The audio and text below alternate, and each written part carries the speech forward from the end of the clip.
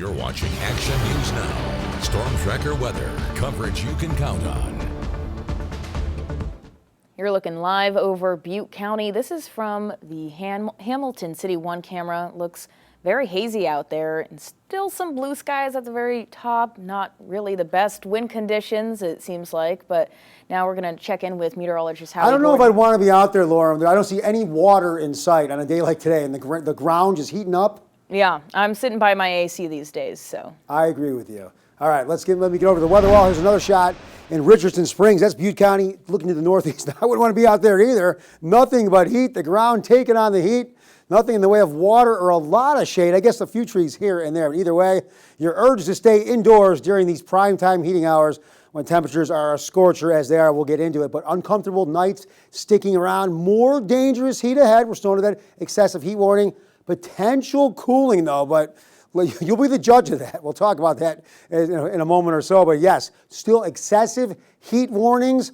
I saw people, you must really, really love the game of golf. There are people out there golfing today in this heat. Excessive heat warnings going until Tuesday. Heat advisories as well. So we're talking temperatures 110 plus and just about anywhere you are in the viewing area. Here's our lows overnight. Still, when we get down to 74, 78, that's not going to be for a very long period of time, but some of these, some of these higher elevations, not bad, in the 50s and the 60s. And then tomorrow, okay, we are going to be a few degrees cooler, but that's not going to change the way anything has to do with anything because we're still under an excessive heat warning. You're urged to stay inside. Shade, lots of water, because I know, so 117 down to 112 or in the higher elevations, we're still getting to 108, still very, very much on the hot and uncomfortable side.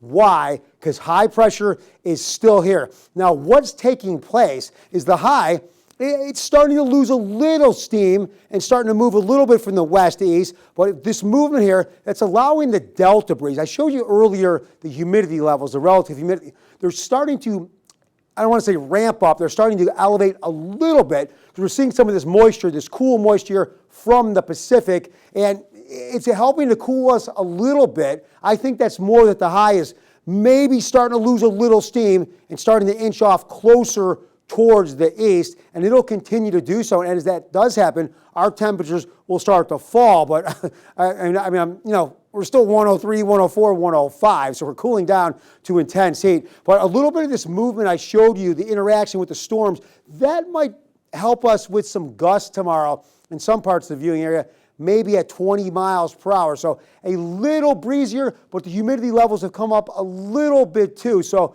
we're very dry, still very dangerous, but our environment at the moment, a lot safer than what we had with those fires all collecting early on last week. Now, if things change, we'll be the first to tell you. But the high eventually going to start moving away, and we will start to cool. We're still going to stay way above average, though. Okay, here's a look at the illustration on the graphics. So Monday, 109, then Thursday, 110. A week from now, here is what we have on Sunday. So still 102 degrees. But you know what? I guess that's got to feel a little better than the 115 to 119 that we had yesterday. And then looking at Reading, here is what we have, 112 for Monday. And then by next week, 104 degrees. So we cool down to stay 15 degrees above average and still very much on the hot side. And as Lauren said, if it's over 100, she's staying indoors. Yep, that's right. Thanks, Howie.